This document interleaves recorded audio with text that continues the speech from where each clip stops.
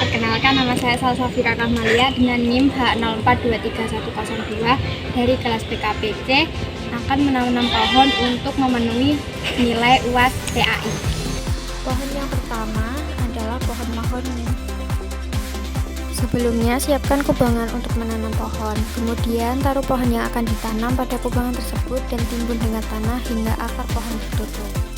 Pohon mahoni yang memiliki nama ilmiah Swietenia macrophylla King adalah jenis pohon besar yang berasal dari Amerika Tengah dan Selatan.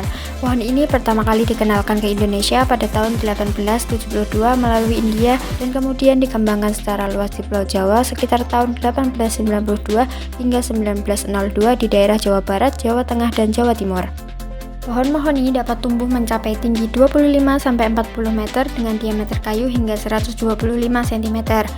Pohon mahoni mempunyai kayu yang sangat kuat dan estetis sehingga digunakan untuk pembuatan mebel dan perabotan rumah tangga.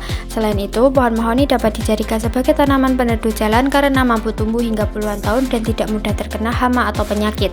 Setelah semuanya tertutup oleh tanah, selanjutnya dilakukan penyiraman yang membantu pertumbuhan pohon. Air yang disiram memberikan nutrisi yang diperlukan pohon untuk tumbuh dan berkembang.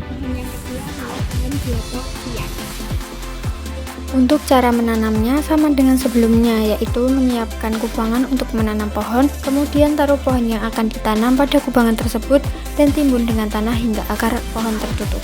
Pohon gelodokan tiang dengan nama ilmiah Polyattia longnifolia adalah jenis pohon yang berasal dari wilayah Asia Selatan dan Tenggara, termasuk di wilayah India, Sri Lanka, dan Nepal. Pohon ini memiliki bentuk yang ramping dan tegak dengan cabang-cabang yang tumbuh hampir vertikal menyerupai tiang atau kolom sehingga disebut dengan tanaman gelodokan tiang.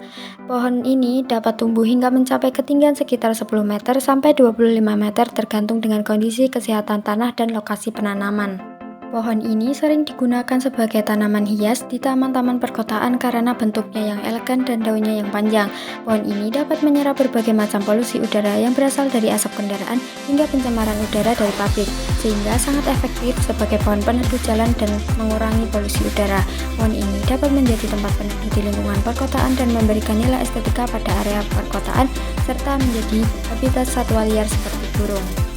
Setelah selesai menanam, kita siram menggunakan air untuk membantu meningkatkan kekuatan tanah sehingga tanah memiliki kestabilan dan lebih kuat.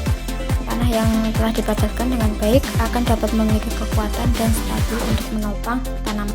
Pohon berfungsi sebagai penyumbang oksigen yang sangat penting untuk keberlangsungan makhluk hidup.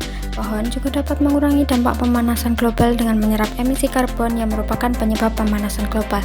Selain itu, pohon juga membantu mengurangi polusi udara dengan menyerap gas polutan dan bau yang ada di udara